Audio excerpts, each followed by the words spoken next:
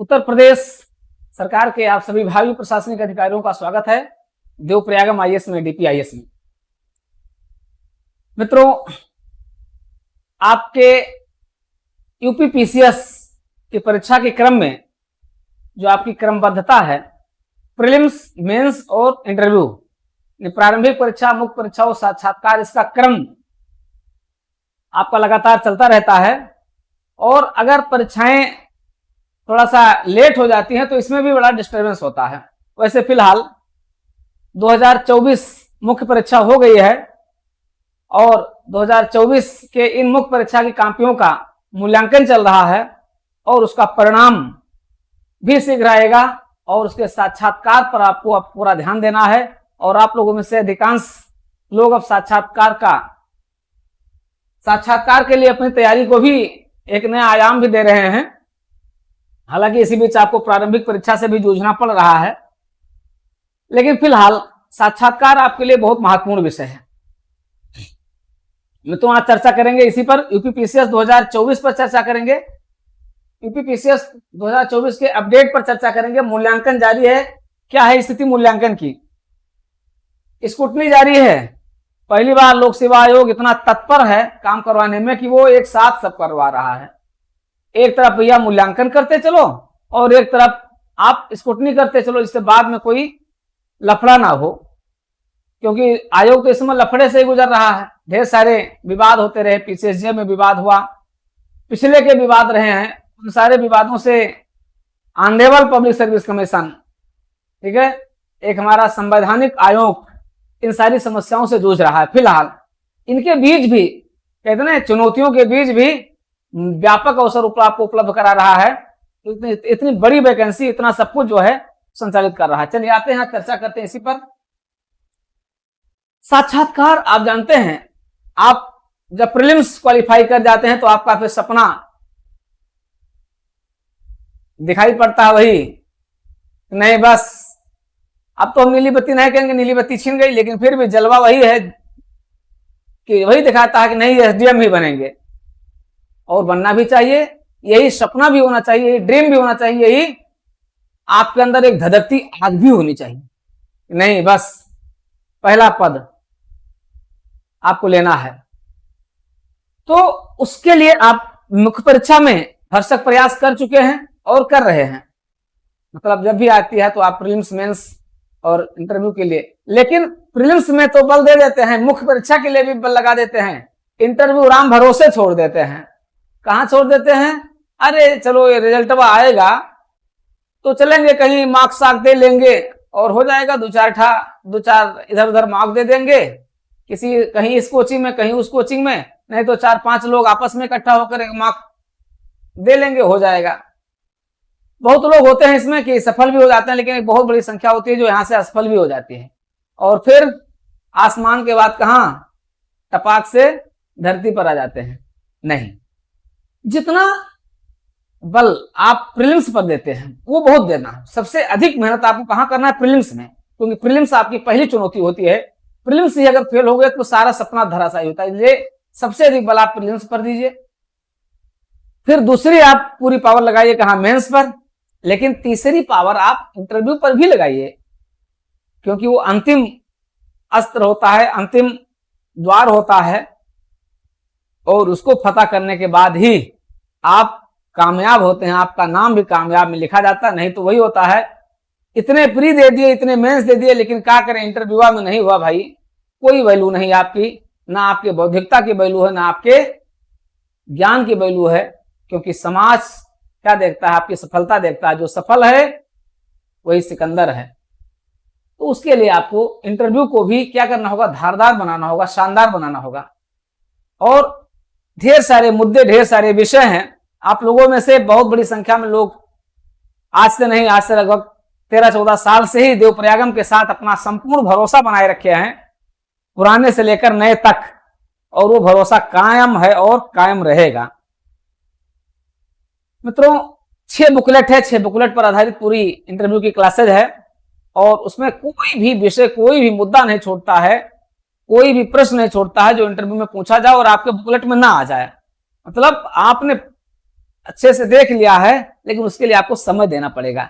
जादुई से मंत्र से नहीं, छू मंत्र से नहीं कि आए और 4 दिन क्लास किए, उसके बाद नोट्सवा ले लिए और बुकलेटवा ले लिया और ले लिए, नहीं। आपको उसके लिए रियाज करना पड़ेगा, मेहनत करना पड़ेगा, परिश्रम करना पड़ेगा। आपको समझना पड़ेगा कि उत्तर प्रदेश राजस्व संहिता क्या है, उत्तर प्रदेश राजस्व संहिता में कुल कितनी बार संशोधन हुआ है, उत्तर प्रदेश राजस्व संहिता के अंतर्गत डिप्टी कलेक्टर को कौन कौन सी शक्तियां दी गई हैं, एसडीएम और डिप्टी कलेक्टर में क्या अंतर है, इन सबको आपको समझना पड़ेगा। और ऐसा समझ करके आप क्या करेंगे, आप अपने सफलता का परचम लहराएंगे। उसके लिए आपको डीपीआईएस देवप्रयाग आईएएस के साथ जुड़ना होगा। यहां से अब तक कुल कितने प्रश्न यहां से पूछे गए हैं तो हम चर्चा करेंगे आपके साथ। मित्रों, आज हमारी क्लास का विषय होगा अपडेट देने के बाद उत्तर प्रदेश राजस्व संहिता पर चर्चा करेंगे। फिर चर्चा करेंगे जिससे आप सबसे ज्यादा जुड़े रहते हैं, वो है आपकी खतौनी और खसरा। शहर के लोग, जो आप लोग हैं, शहर के लोग थोड़ा कम जानते हैं खसरा खतौनी के बारे में, लेकिन जो लोग गांव के हैं, जो गांव देहात के लोग हैं, वो लोग खूब जानते हैं, क्योंकि गांव में सबसे बड़ा विवाद ही यही होता है, खसरा खतौनी और जमीन का विवाद, पानी नाली निकलने का विवाद, रास्ता निकलने के बाद सेक्टर और चकरोड जोत लेने का विवाद, सेक्टर और चकरोड की पैमाइश कराने का विवाद, धारा 24 का विवाद, यही सब, जमीन की, ग्राम समाज की जमीन, पट्टे की जमीन, यही सब तो है सारा विवाद। इसलिए आप लोग जानते हैं खसरा खतौनी क्या होता है, इस पर चर्चा करेंगे। खतौनी क्या होती है, क्योंकि इसमें बड़ा परिवर्तन कर दिया गया है, पुरानी खतौनी से नई खतौनी बदल दी गई है, कालमों की संख्या में काफी वृद्धि कर दी गई है, तो इसमें चर्चा करेंगे खसरा क्या होता है, खतौनी क्या होता है। इसमें कम से कम आपको 10-10 पॉइंट आपको लिखवा देंगे कि इसमें क्या क्या अंतर है। फिर आज आपके साथ चर्चा करेंगे तहसील दिवस, जिसका नाम बदल दिया गया है वर्तमान सरकार ने, माननीय मुख्यमंत्री जी के आदेश से इसका नाम क्या हो गया है, संपूर्ण समाधान दिवस हो गया है। क्या होता है संपूर्ण समाधान दिवस, तहसील दिवस क्या होता है? अगर आप डिप्टी कलेक्टर बन जाते हैं, आप एसडीएम बन जाते हैं, तो आप तहसील दिवस यानी संपूर्ण समाधान दिवस में आपकी प्राथमिकताएं क्या होंगी, अपनी प्राथमिकताओं को आप कैसे निर्धारित करेंगे। ढेर सारे प्रश्न यहां से पूछे जाते हैं, पूछे गए हैं, पूछे जाएंगे।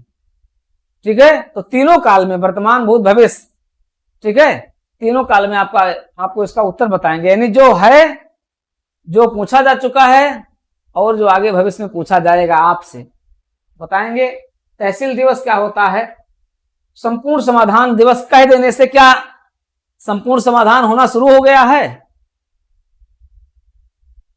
थाना दिवस क्या होता है? थाना दिवस और समाधान दिवस, तहसील दिवस का नाम क्या रखा गया है? संपूर्ण समाधान दिवस रखा गया है। थाना दिवस का क्या नाम रखा गया है? समाधान दिवस रखा गया है। क्या होता है समाधान दिवस? एक एसडीएम के समाधान दिवस में और संपूर्ण समाधान दिवस में क्या भूमिका होती है? अगर आप एसडीएम बन जाते हैं तो समाधान दिवस को आप कैसे क्रियान्वित करवाएंगे और संपूर्ण समाधान दिवस को आप कैसे क्रियान्वित कराएंगे, दोनों आपके लिए क्या है, बड़ा ही चैलेंजिंग है। क्यों? क्योंकि लोगों की अपेक्षाएं आपसे बनी रहती हैं।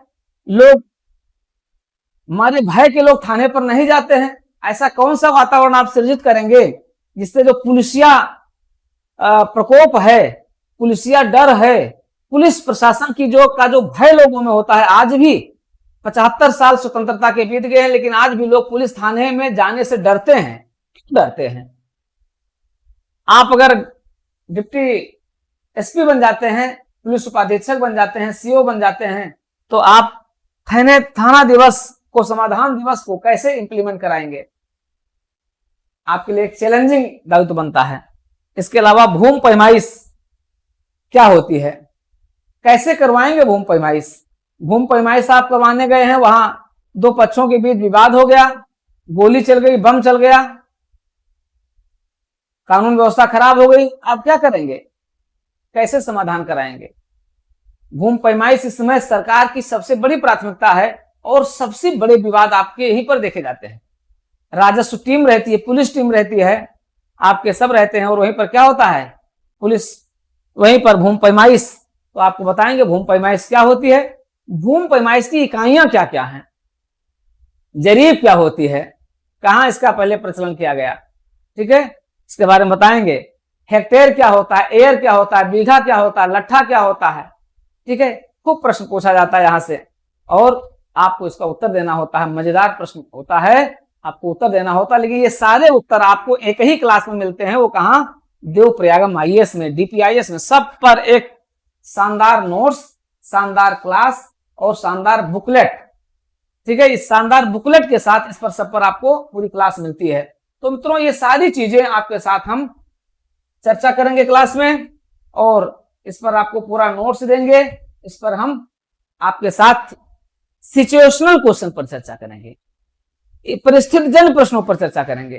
किस परिस्थिति में आप जो है एसडीएम के रूप में इस कार्य को कर रहे हैं और वहां किस परिस्थिति में आप इसको क्या बनाएंगे, अपना एक आइडियल मॉडल बना लेंगे। जैसे कौशाम्बी, जैसे आपका वो है श्रावस्ती मॉडल है।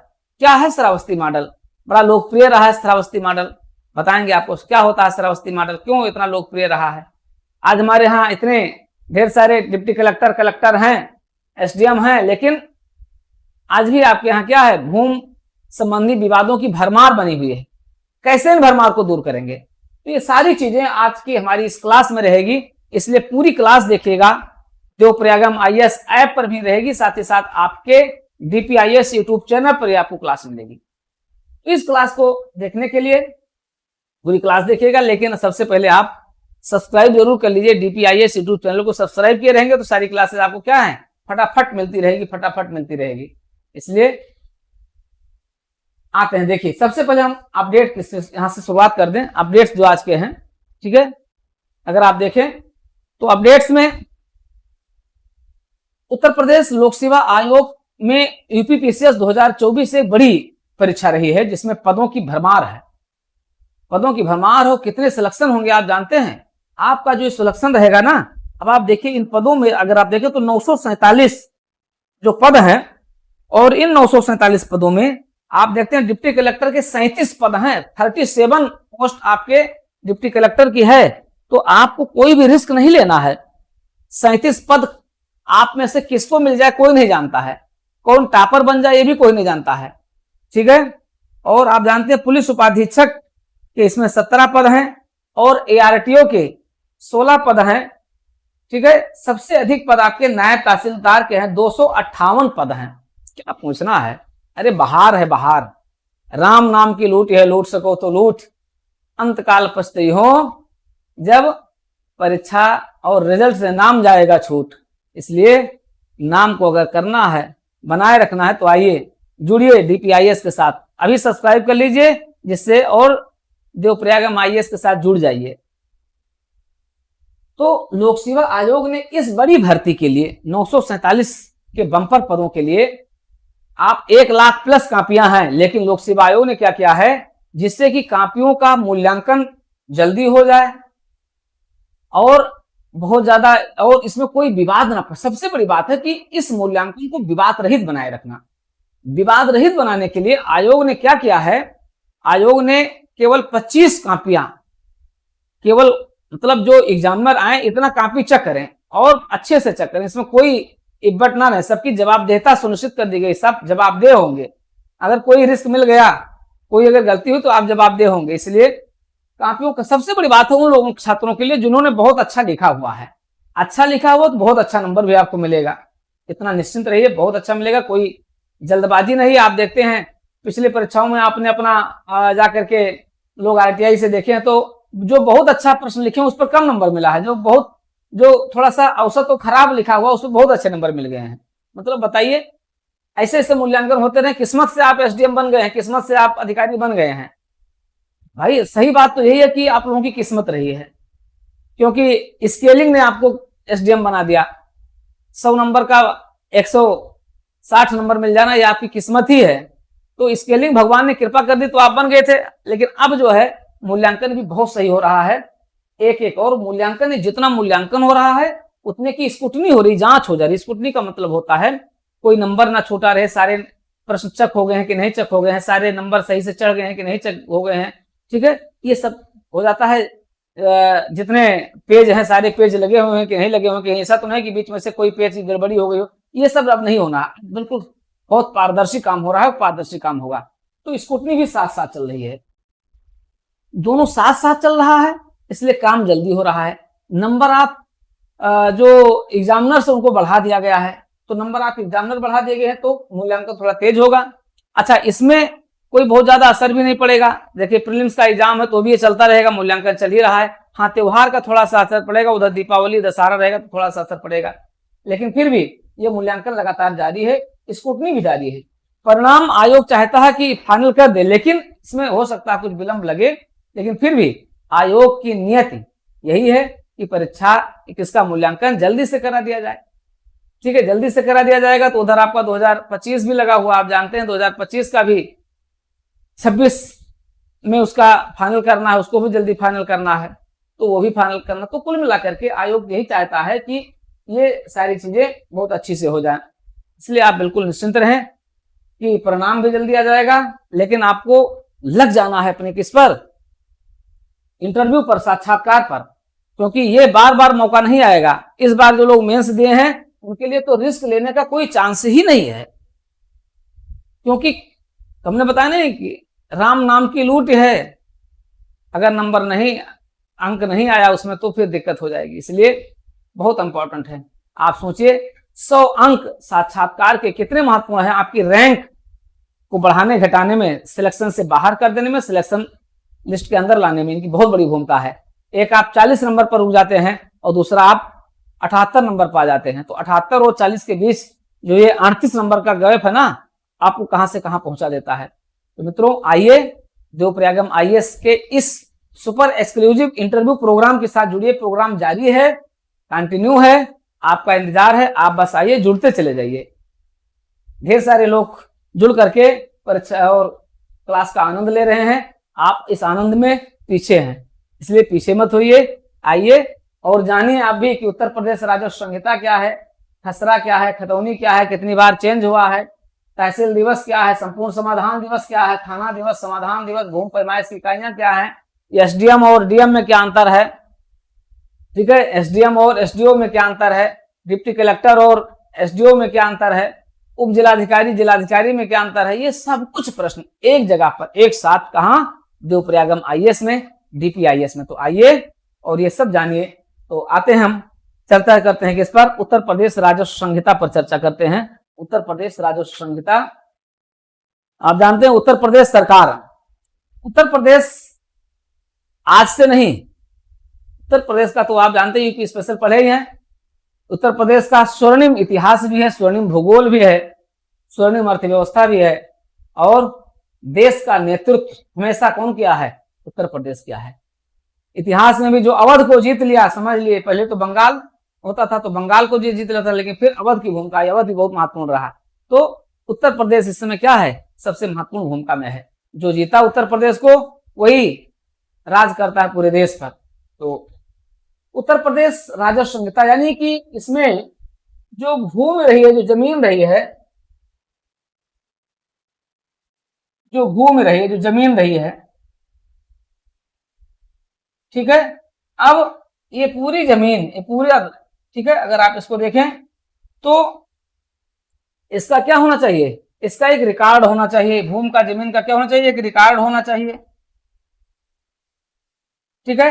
अब आप जानते हैं कि सरकार ने क्या किया है कि इससे जुड़े भू अधिकार, क्योंकि जब रिकॉर्ड रहेगा तो इस पर आपका जो अधिकार है, अधिकार का दावा, ठीक है, राजस्व, भू राजस्व की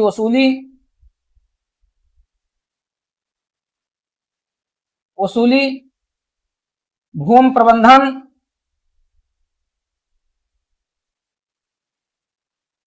क्या होगा, आसान हो जाएगा, क्योंकि ये जमीन ही होती है जो क्या होती है, सारे विवाद की जड़ होती है। तो इसलिए विवाद से अगर बचना है तो क्या करना होगा, इस पर आपको विशेष ध्यान देना होगा। तो भूमि प्रबंधन बहुत महत्वपूर्ण होता है। इसी भूमि प्रबंधन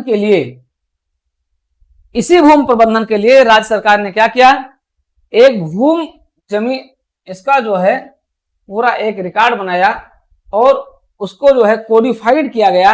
जमीन को, उसके भिन्न भिन्न हिस्सों को अलग अलग तरीके से हर व्यक्ति के साथ, सरकार के साथ, कौन सी सरकारी जमीन है, कौन सी किसी व्यक्ति की जमीन है, कौन किसी का जो है नजूर की जमीन है, कौन सरकारी जमीन है, कौन वन विभाग की जमीन है, कौन शहरी है, कौन ग्रामीण है।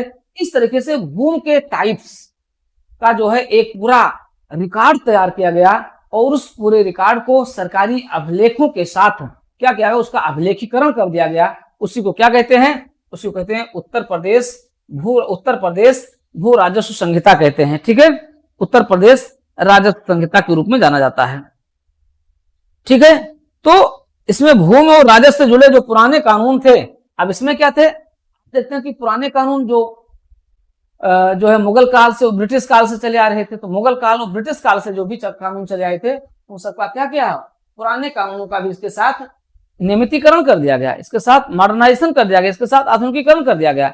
और इस तरीके से ये पूरी क्या बन गई, ये पूरा एक संहिता बन गई, इसका पूरा कोडिफिकेशन हो गया। अब तो ये पूरी डिजिटलाइज हो गई है।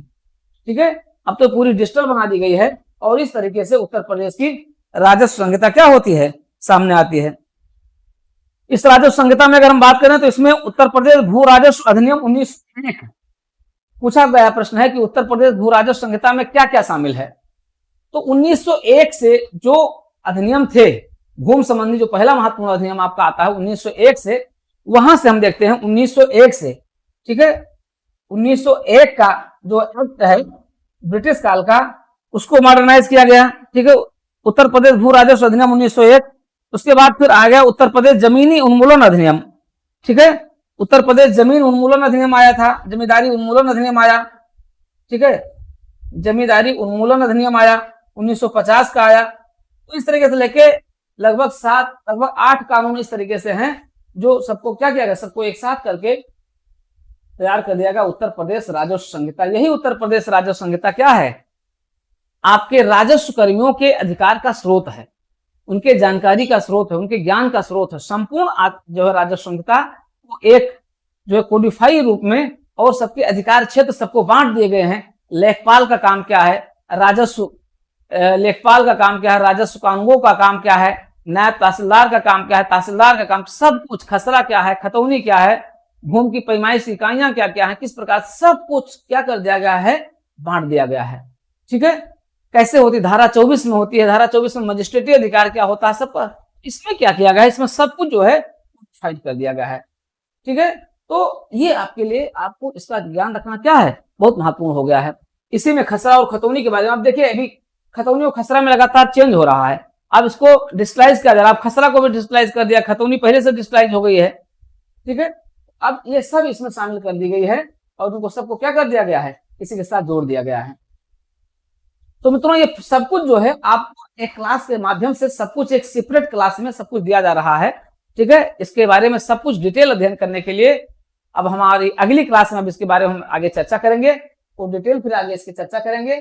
खसरा खतौनी में क्या अंतर होता है, तहसील दिवस, समाधान दिवस क्या होता है, कैसे होता है, इसकी अगली क्लास में चर्चा करेंगे। साथ ही साथ देवप्रयाग IAS ऐप पर क्लासेस क्या है, कंटिन्यू चल रही हैं। आप आज और अभी DPIS को सब्सक्राइब कर लीजिए, देवप्रयाग IAS को ऐप को डाउनलोड कर लीजिए और इस क्लास के साथ आप जुड़ जाइए, तो आपके लिए क्या है, सबसे शानदार क्लास रहेगी। ठीक है, चलिए फिलहाल मिलते हैं अगली क्लास में, लेकिन आप इस अपडेट को ध्यान रखिएगा, आपका परिणाम